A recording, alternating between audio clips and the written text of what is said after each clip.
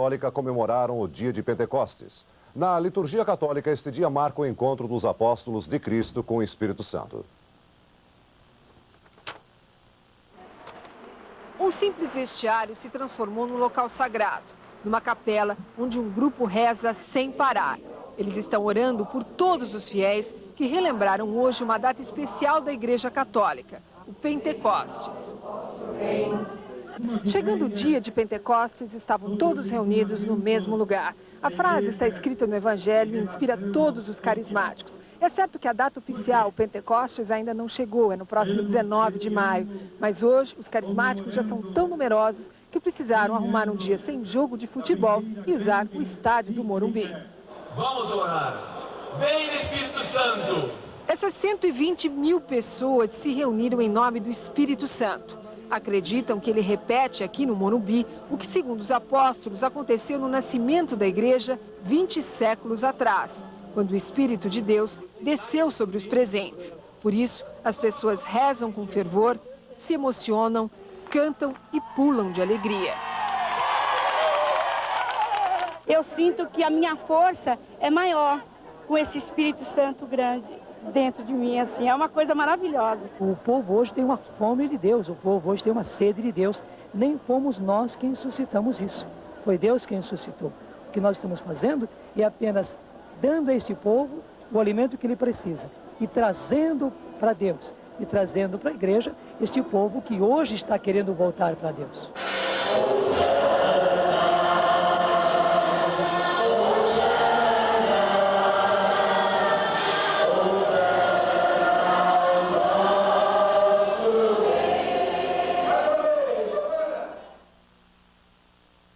No mundo são 50 milhões, no Brasil, 2 milhões. Você vai conhecer agora os cânticos, as orações, as reuniões de cura do movimento de renovação carismática. Um movimento que está mudando os costumes da Igreja Católica Apostólica Romana e que a cada dia conquista novos seguidores.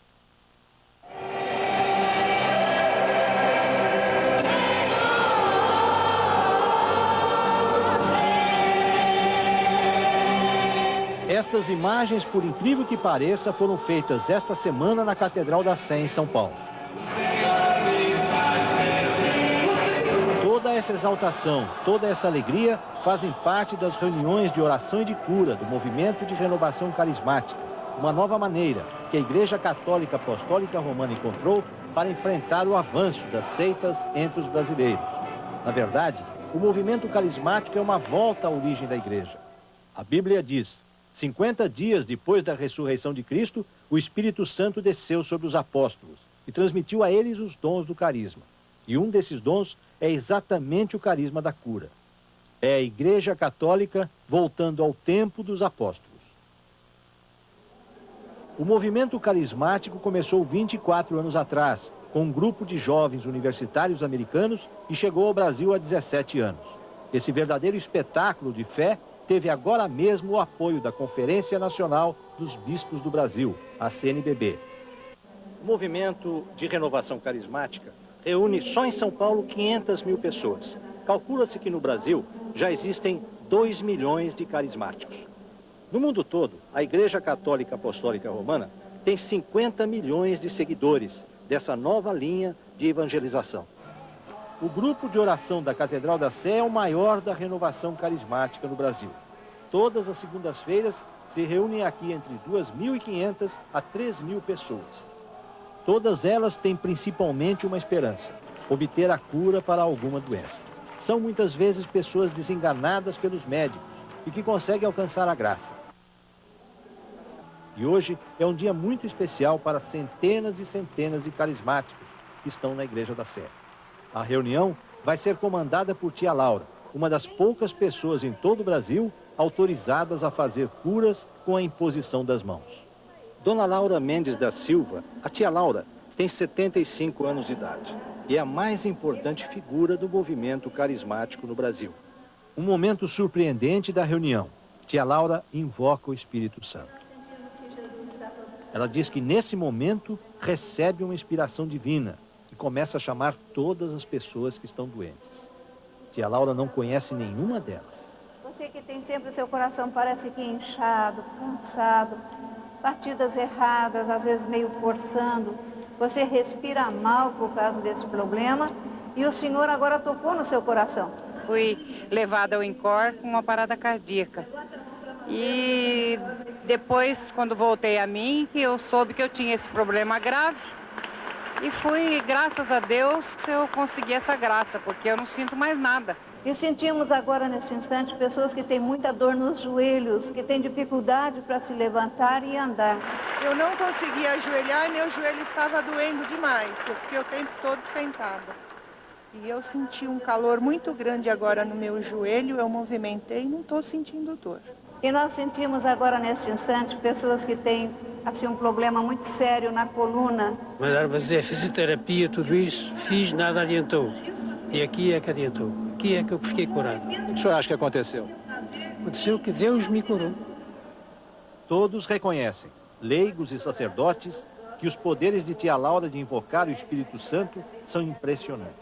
Quando não está nas grandes reuniões de oração e cura pelo Brasil inteiro, tia Laura atende na casa dela na cidade paulista de Lorena e consegue, vejam só, fazer curas pelo telefone. A paz de Jesus, boa tarde. Boa tarde. Veja o testemunho de 2 paraibanos curados por tia Laura pelo telefone. A advogada Maria Lade Cabral, que tinha miastenia grave, uma doença que atrofia toda a musculatura do corpo. Eu recebi uma oração por telefone de tia Laura. A oração simples. Ela pediu simplesmente assim: Senhor Jesus, eu creio que estás presente em toda parte. Eu te suplico, cobre com o poder do teu Espírito, na outra extremidade desse fio, lá na Paraíba, a minha irmã. E queima, no calor do teu Espírito, as raízes de miastenia graves, onde quer que se encontrem nela. Só foi isso, amém, aleluia. A outra cura pelo telefone foi do professor universitário Gerôncio Vilar. Ele tinha câncer na língua. Eu liguei para a tia Laura e ela orou pelo telefone e é aí onde a gente tem a experiência boa com Deus, né? O que é que o senhor sentiu quando ela orou? Eu senti que realmente confirmava-se aquilo que eu esperava, a cura, né? Física mesmo. Além de receber mais de 100 telefonemas todos os dias, tia Laura recebe também cartas e bilhetes de todo o país. Eu sempre digo para os irmãos assim: bem sei, Senhor, da distância que existe entre mim e esta irmã ou esse irmão que eu estou orando, mas sei que tu estás no meio de nós e a tua mão preciosa é sobre a cabeça desta pessoa tão necessitada da tua graça. E Jesus faz a obra. Boa noite, você está sintonizando o programa Encontro com Cristo. Outro grande líder carismático do Brasil é o padre Alberto Luiz Gambarini. Ele é o pároco da Igreja de Nossa Senhora dos Prazeres, em Itapecerica da Serra, São Paulo. Padre Alberto usa o rádio com muito sucesso para evangelizar e conquistar novos adeptos para o movimento de renovação carismática. Ele garante que o carisma sempre existiu na igreja. O movimento carismático, ele está presente dentro da igreja simplesmente para ser um caminho, para ajudar a igreja a redescobrir esta missão fundamental do Espírito Santo. Por isso, nós não acreditamos que haja uma divisão, pessoas que são progressistas ou pessoas que são conservadoras. O que nós acreditamos é que existe a Igreja de Cristo e para isso nós temos que trabalhar. Padre Alberto já fez muitos seguidores apaixonados do movimento carismático. Gente de todos os níveis sociais e econômicos.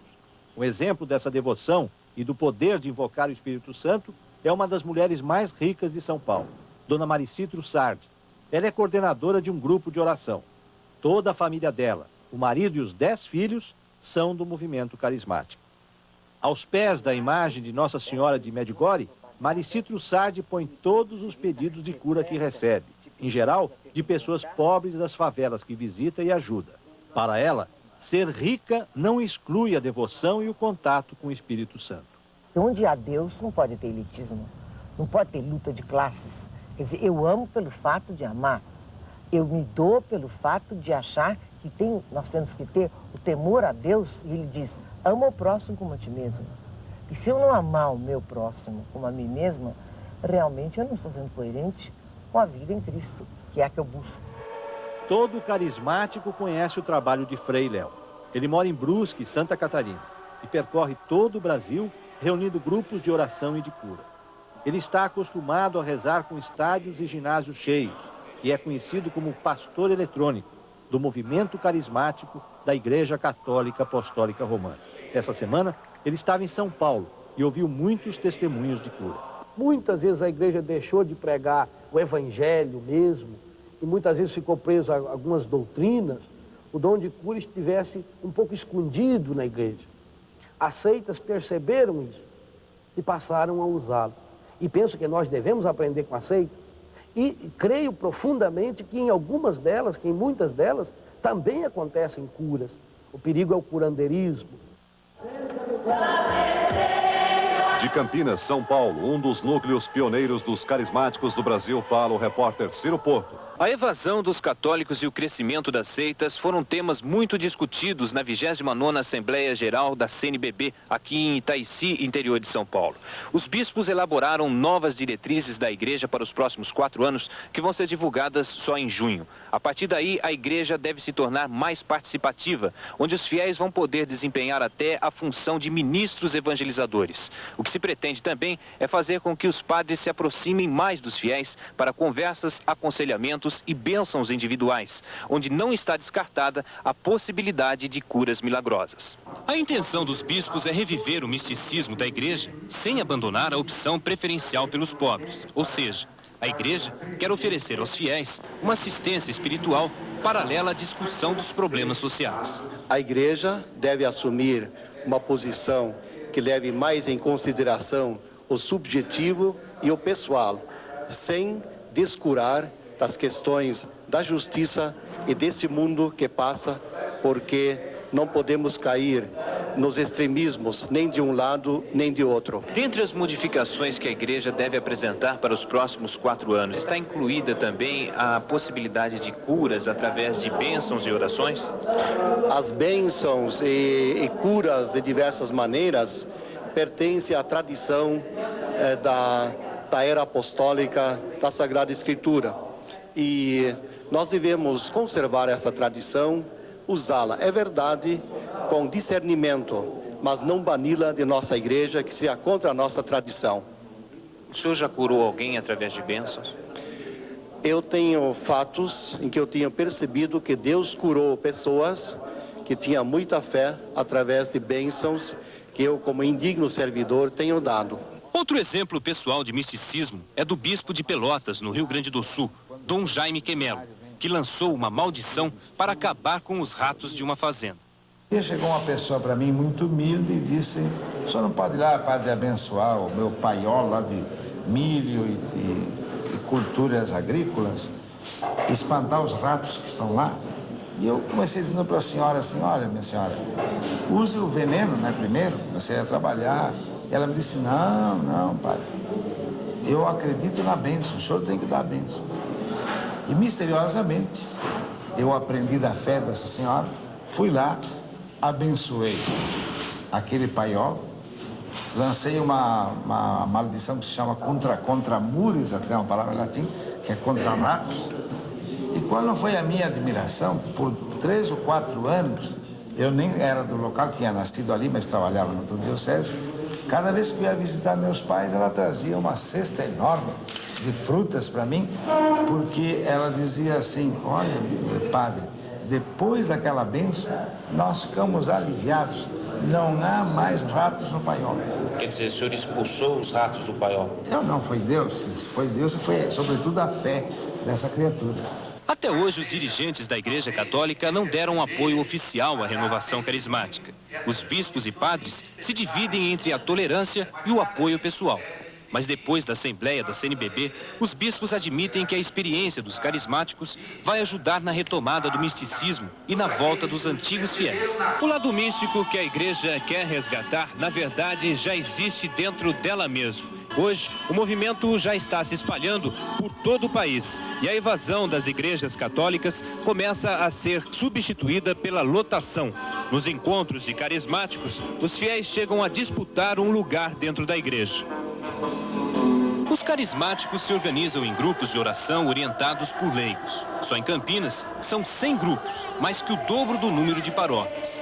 Nos encontros, os carismáticos leem a Bíblia, rezam e invocam o Espírito Santo, escrevem as intenções e graças desejadas que são levadas até o altar e dão testemunhos pessoais de graças alcançadas. Edson Antônio Leite é um exemplo de cura atribuída à ação do Espírito Santo. Há 2 anos ele estava com leucemia aguda, agravada por hepatite e pneumonia. Durante a doença dele, que durou 8 meses, a mulher Carmen Silvia passou a frequentar a renovação carismática. Segundo ela, a recuperação do marido começou depois de uma noite de orações no hospital. O que o médico te falou depois que você apresentou essas melhoras? Procura um cartório, registre de novo que você nasceu nesse momento. A repórter Fernanda Esteves acompanhou no Rio as reuniões de oração e cura. O grupo da Renovação Carismática Cristã surgiu aqui no Rio de Janeiro em 1975. Eram poucas pessoas, se reuniam numa pequena sala. Hoje, 16 anos depois, cada reunião quase não cabe nesse imenso salão, o salão principal da igreja. O grupo Bom Pastor da Igreja de Nossa Senhora de Copacabana foi o primeiro do Rio. Cada reunião de oração e cura tem mais de 800 pessoas. E todos gostam dessa liberdade na hora de rezar, de pedir proteção e cura. Uma descontração, uma alegria próprias dos carismáticos. O movimento acabou com o lado sisudo, solene das cerimônias da igreja. Os que chegam pela primeira vez parecem espantados, mas logo se rendem às orações e às curas pela imposição das mãos. A senhora está aqui em busca de quê? De paz, de saúde, de tudo. Aí fora tá ruim, a gente não tem tranquilidade, então a gente vem pra cá pra ver alguma coisa diferente, né? Antigamente a igreja era muito fechada e tudo pra gente era pecado. Qualquer coisa era pecado. Atualmente não, Deus nos ama como nós somos, tá? Em todo o estado do Rio, os carismáticos são mais de 200 mil. Nas reuniões de cura, também conhecidas como trabalho de intercessão, aparecem todos os tipos de problema, desde a doença considerada incurável, as desavenças conjugais, até os jovens que estão querendo se livrar do vício do álcool e das drogas. Muitos se dizem curados pelo poder de imposição das mãos, mas poucos, muito poucos, querem falar a respeito disso. Mas o ator e dublador Eduardo Borghetti resolveu falar. Ele tem 28 anos de idade, é casado e tem 2 filhos. Eduardo diz que aos 20 anos consumia todo tipo de droga. Queria deixar o vício e não conseguia. Tentou tudo, inclusive tratamentos esotéricos. Depois que passou a frequentar a comunidade Bom Pastor, em Copacabana, há 8 anos, garante que conseguiu se livrar das drogas. Hoje participa de um novo trabalho, a recuperação de drogados. Quando eu senti essa presença de Deus, esse amor, automaticamente eu não sentia mais vontade de, quando acabou o encontro, eu não sentia mais vontade de tomar drogas. Simplesmente não era mais natural para mim, eu não tinha necessidade. Alguma coisa tinha me preenchido de tal maneira que eu não sentia mais vontade. Dom Serafim Fernandes de Araújo, eleito vice-presidente da CNBB e considerado um representante da igreja tradicional, define assim o movimento de renovação carismática. Os milagres são um testemunho de Deus para dizer que Ele está presente, que Ele é Pai, que Ele é carinhoso. Mas, na verdade, não é, eu vou dizer, uma sessão de curas. Jamais a igreja iria prometer uma sessão de curas. Não é uma benção, você aperta o botão e sai. Não é isso. Precisa ter a fé no coração da pessoa e precisa também que Deus quer que o homem tome as medidas. Por exemplo, eu não vou dar uma bênção para uma pessoa só que não quer se tratar. Eu vou dizer para ela que eu dou a bênção, mas tem que se tratar. Porque a bênção de Deus irá para o médico, irá também para o remédio, irá para as coisas. Esse é o sentido pedagógico das nossas bênçãos.